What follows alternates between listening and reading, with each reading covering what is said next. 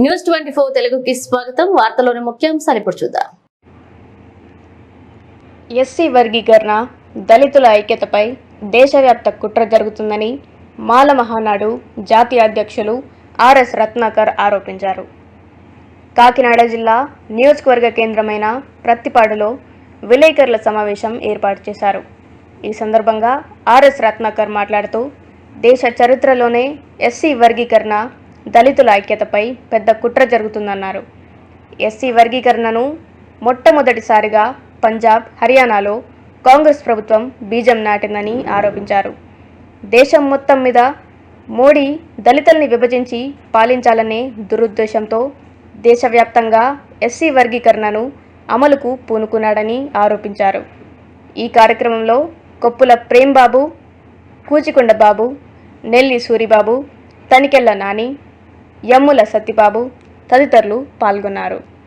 అందుకని అంబేద్కర్ సాబ్ ఏం చెప్పాడంటే, relentless fight, go for incessant fight, నిరంతరం పోరాడండి అని చెప్పాడు. దళితుల జీవన విధానమే నిరంతర పోరాటం కావాలి మిత్రులారా. అంతే. అలాగే మాల సామాజిక వర్గం నుంచి రిజర్వేషన్ వల్ల బెనిఫిట్ పొందినటువంటి ఉద్యోగస్తులారా, మనకెందుకులే, నా కుటుంబం బాగుంది కదా అని మీరు అనుకుంటా ఉన్నారు. అంబేద్కర్ సాబ్ చెప్పారు, pay back to the society అన్నారు. Pay back to the society వద్దులని ఆయన, మీ కుటుంబాలను అట్లీస్ట్ బాగా చూసుకోండి. మీరేమి మాకు మెటీరియల్ సపోర్ట్ ఇవ్వక్కర్లేదు. ఎంత ఉద్యమం జరుగుతూ ఉంటే మాల సామాజిక వర్గాన్ని బ్లాక్ గా కింద తొక్కేస్తూ ఉంటే, ఇప్పటికైనా మీరు ముందుకు రాకపోతే, మరి ఇప్పటికైనా మీరు స్పందించకపోతే మన సామాజిక వర్గాన్ని పూర్తిగా గంగలో కలిపేస్తారు మిత్రులారా. రండి, తెలుగు రాష్ట్రాల్లో 59 ఎస్సీ కులాలు కంబైన్ గా ఉపయోగించుకుంటే 100లో 4గురికే బెనిఫిట్ కలుగుతా ఉంది మిత్రులారా. అంటే మనను మోడీ గారు దేశవ్యాప్తంగా ఎస్సీ లిస్ట్ ఉన్నటువంటి 1108 ఎస్సీ కులాలకు సమంగా పంచుతాడట. మన రేవంత్ రెడ్డి, చంద్రబాబు నాయుడు తెలుగు రాష్ట్రాల్లో 100లో 4గురికి ఇచ్చేటటువంటి ఈ సీట్లను 59 కులాలకు తెలుగు రాష్ట్రాల్లో సమంగా పంచుతాడట మిత్రులారా. ఇది సాధ్యమేనా? దేశం మొత్తం మీద ఓవరాల్గా తీసుకుంటే పాన్ ఇండియన్ ఎస్సీ క్యాస్ట్ ఏదైనా ఉందంటే మాదిగ సోదరులే. నార్త్ ఇండియాలో చమార్లు అంటారు మిత్రులారా. ఒక్క తెలుగు రాష్ట్రాల్లోనే మాలలో ఒక స్టెప్ ముందన్నమాట. నిజమే మాదిగల కన్నా. కానీ ఓవరాల్ గా దేశం మొత్తాన్ని తీసుకుంటే అన్ని విషయాల్లోని డామినేషన్ మాదిగ సోదరులే.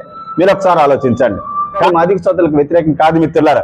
దేశం మొత్తం మాదిగలైనప్పుడు మరి కాంశీరామ్ గారు ఒక మాట అన్నారు, యా ఆర్యస్థాన్ నహీ హై, ఏ చమర్స్థాన్, ఇది మాదిగల దేశం, ఆర్యుల దేశం కాదన్నారు.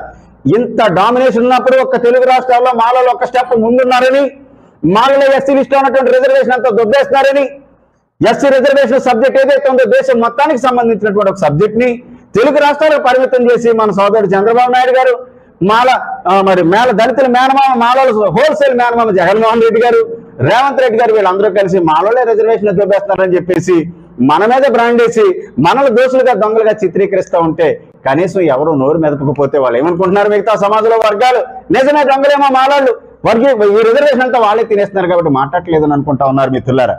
ఇకనైనా కళ్ళు తెరవండి. నేను ముందుంటాను, రండి, మనమంతా కలిసి పోరాటం చేద్దాం.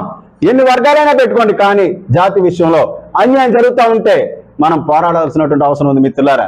కళ్ళు తెరవండి, విషయం తెలుసుకోండి, సబ్జెక్ట్ తెలుసుకోండి. సుప్రీంకోర్టు తీర్పును మనం గౌరవిద్దాం, పార్లమెంట్ ని ఇన్ఫ్లుయెన్స్ చేద్దాం. అవసరమైతే మోడీని ప్రజాస్వామ్యంగా పోరాటం చేసి దించేద్దాం మిత్రులారా.